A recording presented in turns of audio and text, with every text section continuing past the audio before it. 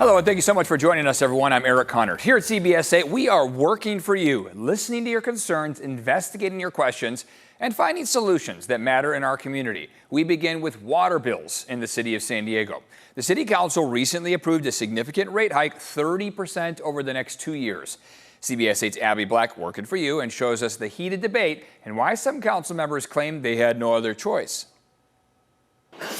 San Diegans are about to pay more for water. It just makes me angry. Vicki Harris joined the Affordable Water Advocacy Group, San Diego Workers Benefit Council, on Tuesday to protest the water rate hike. Water in San Diego is already 2 times the national average, and so it's already much above what most working people can afford, and any increase is unaffordable for working people. After delaying the vote last month, hoping for lower numbers, the increases did not change, but the timeline did. The council approved a watered-down version that spreads it over 2 years instead of 4. It's still a lot of money. We broke down the numbers. Instead of 63% over 4 years, San Diegans will now pay 30% more over 2 years. That's 15% each year. And they say that they're lowering the rate from the 62%, but the next 2 years are still going up the same amount that they said were, and 15% over 2 years, 15 and 15. People can't afford that. The city says rising costs from the County Water Authority, aging infrastructure, and pure water operations left no choice. Approve the hike or cut 1/4 of its public utility jobs. What percentage is 500 staff? So we've got about 2,000. The vote was razor thin. That passes 5-4. Councilmember Raul Campillo was one of 5 who voted yes, arguing this is a public safety issue. I'm not going to look at any of my constituents in the face, and God forbid there be a fire in our district and burn down their house and say we didn't prioritize infrastructure to keep water pressure up. But those who voted no refused to raise rates. Councilmember Marnie Von Wilpert suggested drastic alternatives. I'm not going to sit here and vote to pass on the water costs of someone who has not done enough to keep rates down. And I'm not going to sit here and lay off our employees. I'm not going to sit here and put off our own CIPs. Don't pay the water bill. They're not going to turn off our tap. The opposition plans to fight this before the new rates go into effect in January. It's absolutely possible, so we're going to keep on fighting for it. The council also approved the recommended sewer rate hike of 31% by the year 2029. As for how much people will be paying, if your average monthly water bill was, say, $93, it will jump to roughly $107 in January. Then in 2027, another 15% increase pushes that average bill to around $121 a month. And then the council will revisit the rates again. Well, San Diego is getting closer to addressing a massive backlog of sidewalk and street safety upgrades across the city. Council members recently approved nearly $2 million in parking meter revenue to fund that work. The money was collected as part of the city's Community Parking District program. We're told the funds will be used to make repairs in the communities where they were collected. Crews started work last Wednesday, fixing broken streetlights in downtown neighborhoods. San Diego city and county leaders are taking aim at rental fees that they say are making housing even less affordable. San Diego City Council member Sean Elo Rivera and County Supervisor Monica Montgomery Stepp unveiled a new ordinance that would cap extra charges at 5% of rent and ban fees for basic services like pest control and trash collection. The ordinance would also get rid of monthly pet fees and require property owners to clearly disclose all costs up front. Increasing transparency and preventing exploitation, we're taking an important step toward a housing system that serves people first. Close to half of San Diegans rent, and according to recent census data, around 30% of county residents spend more than half their paychecks on housing. If you live in the city of San Diego, you may not have received your new trash bin quite yet, but you are still expected to pay the new trash fee on your property taxes. It's a situation that has viewers contacting us, confused and angry. CBS 8's Steve Price working for you, asking the city's Environmental Services Department to explain this process.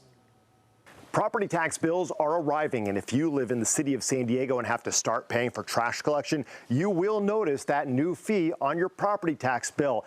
But several viewers reached out to us wondering why they have to pay now, even though they won't be getting their new trash bin for several months. Working for you, we asked the city that question. Around 17,000 new trash bins have been distributed by the city so far, which means there are still more than 200,000 to go to residents like Jess, who emailed us saying she has charges on my property tax bill already, but won't be getting her new bin until December. She's not happy about that, and the city admits Jess is not alone. We are getting this question from residents. Jeremy Bowers with the city's Environmental Services Department working for you. I asked him to explain why people are paying when bins still haven't been delivered. The fee that people are paying right now is for the service they're receiving, so that includes weekly collection of trash, weekly collection of organics, and bi-weekly collection of recycling. Simply put, you're paying for your trash to be picked up, not for the new bins, which the city says are really more for their benefit than yours, allowing them to track drivers' efficiency and making it easier for their employees to know who is and isn't supposed to have their trash picked up. The new colors, for example, ensure that our drivers are only picking up from paying customers going forward and not from any legacy containers that have built up along the streets over the last several decades. So when will you be getting that new trash can? The city's website has a tracking map where I found a City Heights neighborhood that will be waiting until January, a Linda Vista neighborhood that has to wait until February, and another in San Ysidro that won't get their trash cans until March. You can also type in your address on the website, and that's where I found this area of Point Loma along Catalina Boulevard, where, make no bones about it, they'll be cleaning a lot of cobwebs before their bins arrive in mid-March. After everyone has their new trash bins, the city will start distributing new recycling cans with the goal of having those out by the end of summer. Working for you, Steve Price, CBS 8. And we have an update on efforts to clear homeless encampments near San Diego freeways. City leaders saying that they are making progress. Mayor Todd Gloria says an agreement with Caltrans is working, pointing to 17th and B Street where a large encampment has been cleared. The city says people were moved to a safe sleeping site with support services. This is not mission accomplished. We recognize and know that there are many more encampments along San Diego County freeways. Those are outside of the delegated maintenance agreement, and we aspire to be able to show Caltrans, the governor, the legislature, that when working with localities like the city of San Diego, we can bring change to these very, very important pieces of property. Under the one-year pilot program, the state will reimburse the city up to $400,000 to clean up encampments along state highways and connect people to housing. All right, still ahead here, La Jolla's bid for independence is gaining steam. We'll show you what's going on with the local group and its efforts to secede from San Diego. Plus, late-night construction is keeping a neighborhood up at night. We're getting answers from the city as work continues on a massive project.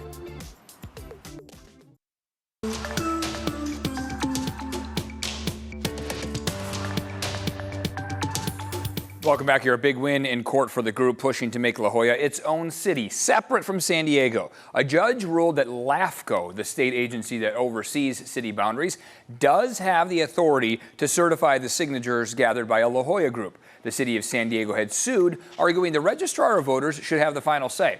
But the judge disagreed, meaning the La Jolla group can now move forward with exploring what a standalone city would look like.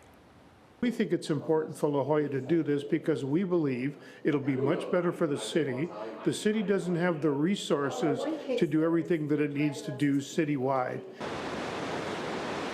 The group says this effort is the farthest any La Jolla breakaway attempt has ever gone. No word yet on whether the city of San Diego will appeal. Right now, a big push to protect oceanside beaches from long-term erosion. Trucks recently delivered 2,000 cubic yards of sand to Tyson Street Beach. That's about 3 blocks south of the pier. The goal is to convert the rocky beach to a sandy beach. Some of the sand was donated from the Front Wave Arena construction project. If not used for the beach, it would have gone to landfills or construction sites. Look, if you've driven down Marina Boulevard lately, you've likely experienced what some describe as construction chaos. People who live nearby tell us they're fed up with the late night noise and the daytime dust. CBS 8's Vanessa Paz working for you and took their concerns right to the city.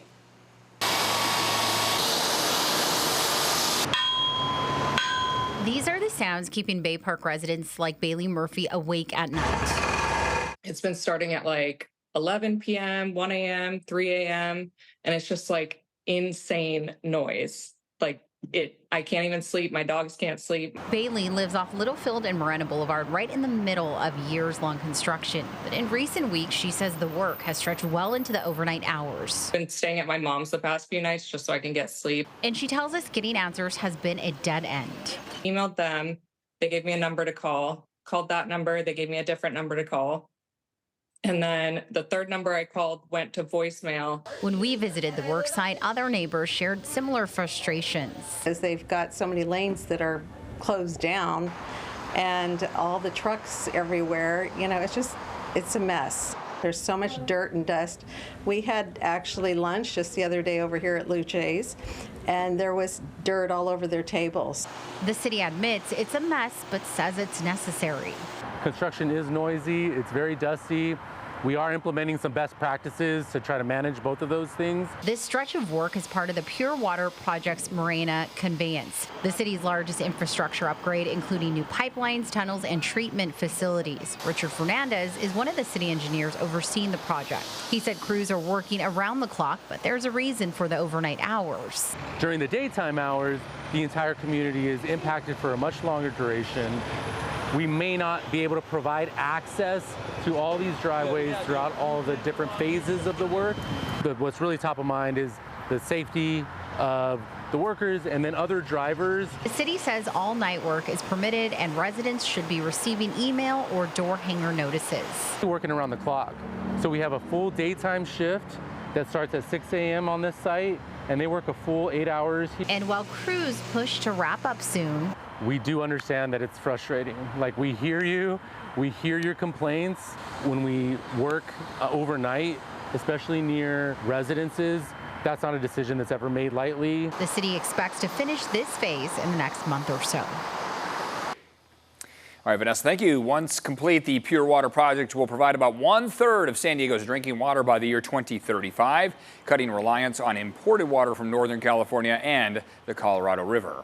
All right, still ahead here, an update on an eyesore in University City, what we know about the changes that are coming to a former strip mall.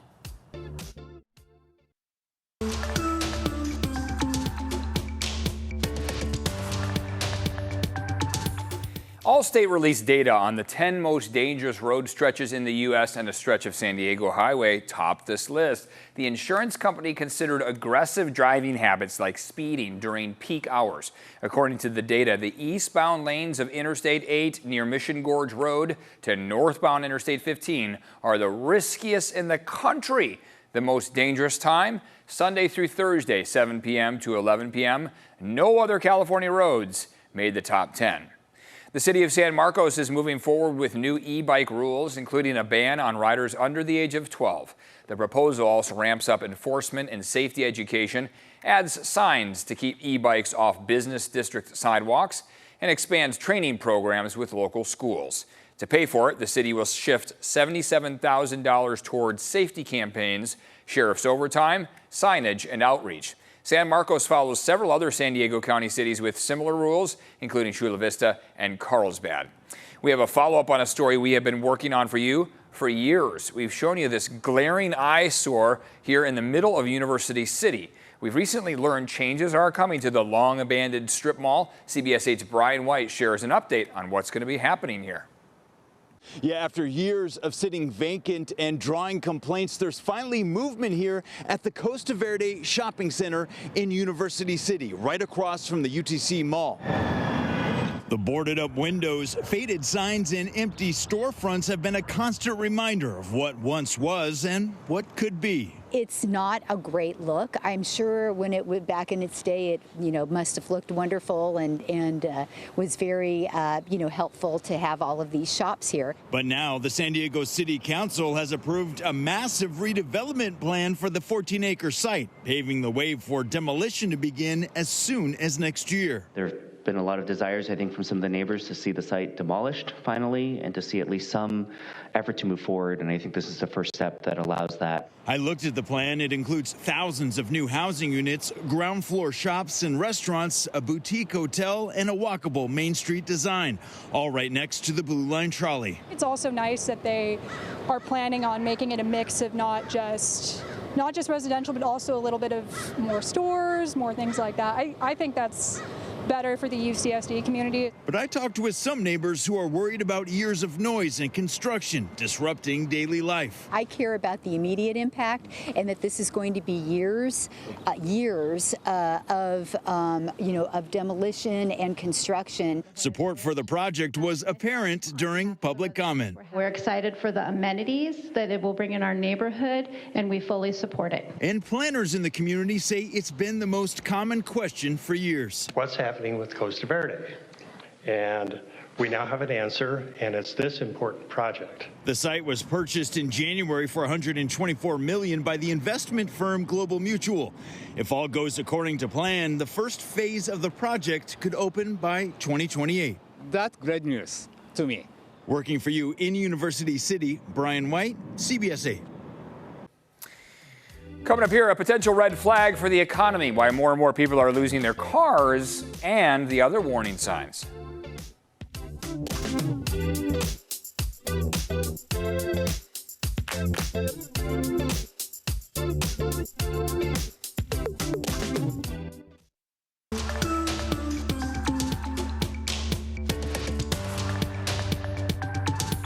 New research is linking urinary tract infections to something you might not expect: contaminated meat from your local grocery store. The study found chicken and turkey are the biggest culprits. CBS 8's Abby Black is working for you with what you need to know.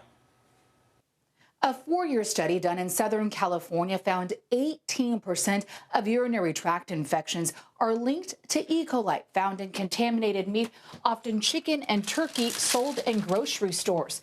We're working for you. I spoke to an OBGYN on why this happens and how to prevent it.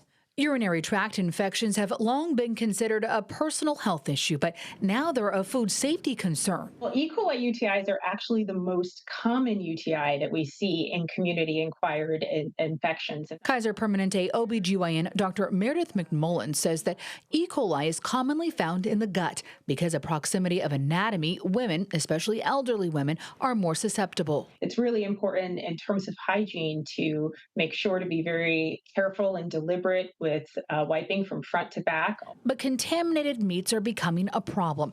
A recent study by George Washington University found 1 in 5 urinary tract infections are linked to E. coli from contaminated meat.